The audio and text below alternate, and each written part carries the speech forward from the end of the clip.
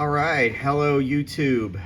Today we are going to make another Perdigon pattern. I call this one the olive and black Perdigon. As you can see there, it is a kind of a segmented body. I'm going to be using two pieces of crystal flash to create that ribbed look. There's going to be a piece of black crystal flash combined with a piece of olive to make that body segment. We're going to use some orange thread for the hot spot, and again the loon flow and the loon black. So this one here in the vise is a 3.2 millimeter tungsten bead on a size 14 competition hook. So that's the size we're going to make today. So I'm going to go ahead and I'm going to take this one out, and I'm going to get us started. I'm going to put a new hook and bead in the vise, and we'll get going here.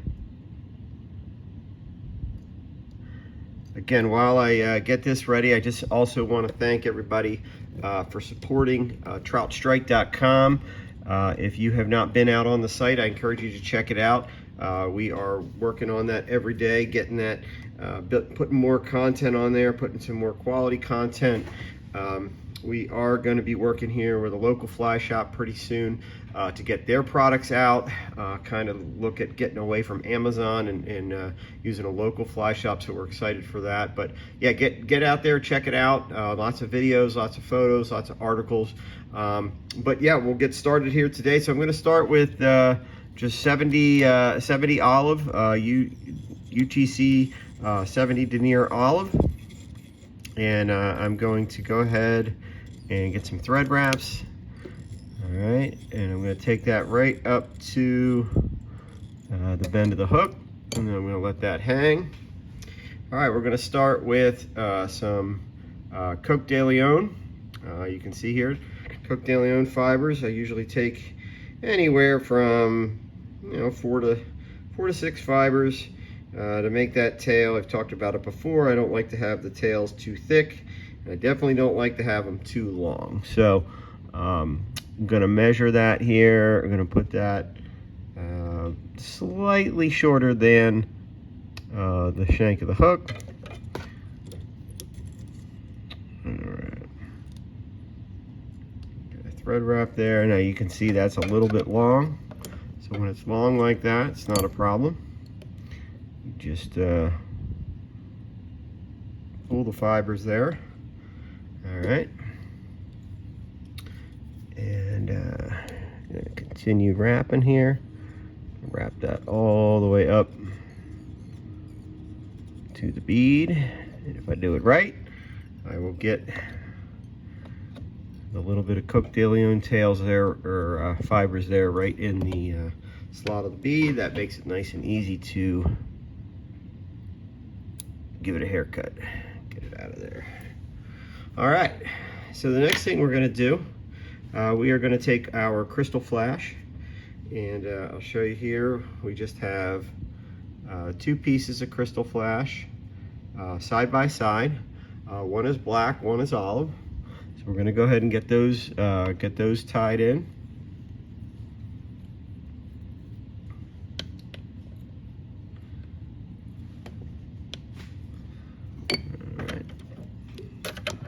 Just getting used to working around the camera here, so bear with me. All right, so let's do a pinch wrap there just to get that started. And I'm going to go down.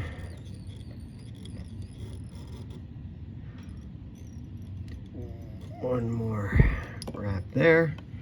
All right, and then I'm going to snip this off. Okay. And then I'm going to bring my thread back up. Keep it nice and flat. I can see there it's bulking up a little bit. So what I'm going to do is I'm going to do a counterclockwise spin. I'm going to flatten my thread out a little bit. I'm going to do thread wraps back up the body.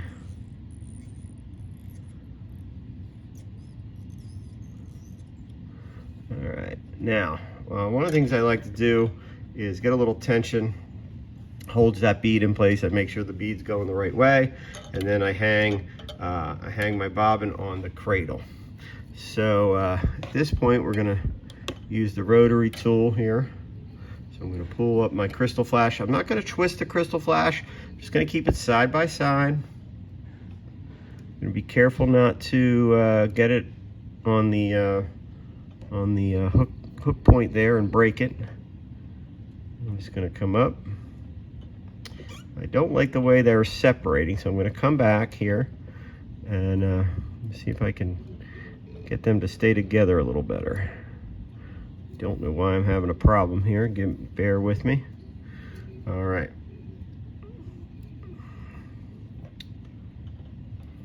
Okay, there we go. That's what we want. You want to get that segmented look. So you've got that two pieces of crystal flash, the olive with the black. It just has a really pretty cool look. So when you're done with that, you're just going to tie that back off. And I apologize, this is taking me a little longer than normal just because of where I have the camera. It's taken me a little bit getting used to. So here you want to be careful. You really don't want to overdo it. Three turns of your bobbin will do it. So I usually do 1, 2 behind, and then 1 in front, and then you're good to go. All right, so you're gonna snip that off, and you can see that makes a pretty cool looking body there. All right, so I'm gonna whip finish here, and then I'm gonna put my hot spot in. So I'm gonna do just a quick 2-turn whip finish.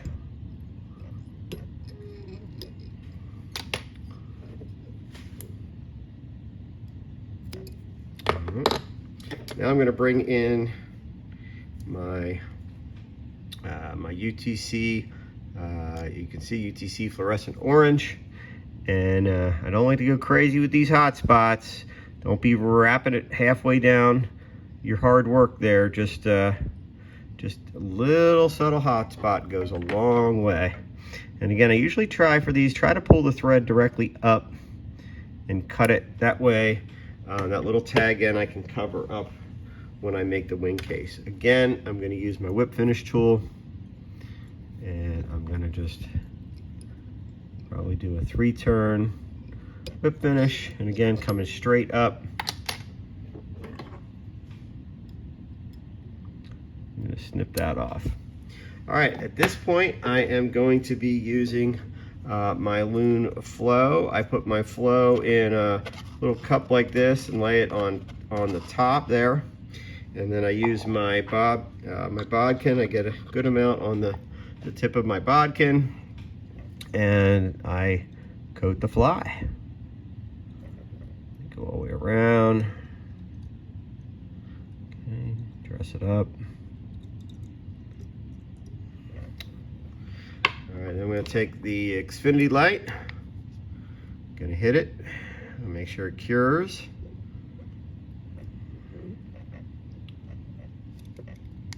All right, we're almost done here. Last step, we're going to use this product. It is Loon Outdoors UV Fly Finish in black. You want to make sure you get all the air bubbles out of this, and then you're going to just take this at the tiniest bit. You just squeeze it ever so gently. You're just going to get a tiny bit, and let that seep in, and you're going to make the wing case.